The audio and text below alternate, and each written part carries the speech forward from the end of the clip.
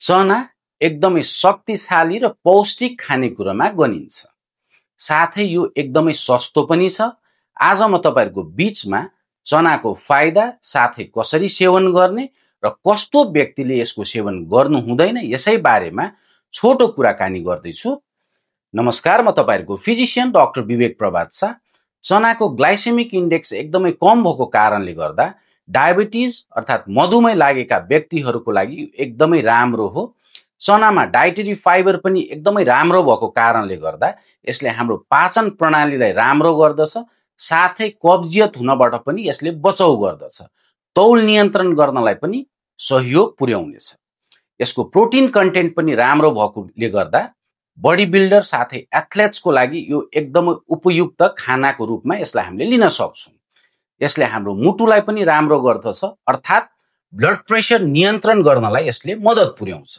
चनाको अरु फाइदा जस्तै कि यसमा आइरन हुन्छ, यसमा म्याग्नेशियम हुन्छ, यसमा क्याल्सियम हुन्छ, फोलिक एसिड हुन्छ र पोटासियम हुन्छ, जस कारणले गर्दा यसले हाम्रो हड्डीलाई बलियो बनाउँछ, हाम्रो रातो रगत बढाउनलाई पनि यसले मद्दत पुर्याउँछ र हाम्रो इम्युन सिस्टमलाई पनि यसले बुस्ट गर्दछ, जस कारणले गर्दा हाम्रो रोगसँग लड्न सक्ने क्षमताको वृद्धि हुन्छ। अब चना कसरी सेवन गर्ने त? धेरै तरिकाले हामीले चनाको सेवन गर्न सक्छौं।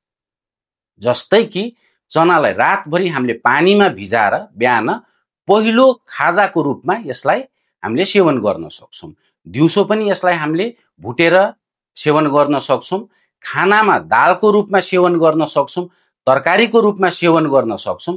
चनालाई सातु बनाएर पनि हामीले सेवन गर्न सक्छौं।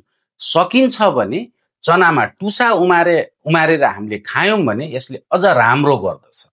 अब कस्तो व्यक्तिले चनाको सेवन गर्नु हुँदैन? जो कोहीलाई युरिक एसिडको समस्या छ उहाँहरूले अलिकति कम नै सेवन गरेको राम्रो। साथै कोही व्यक्तिलाई पेटको समस्या छ, जस्तै कि पेट गडाङगुडुङ हुने र अमिलो पानी आउने जस्तो समस्या छ भने चनाको मात्रा मिलाएर सेवन गर्नुपर्ने हुन्छ। हस्त आजलाई यति नै। धन्यवाद।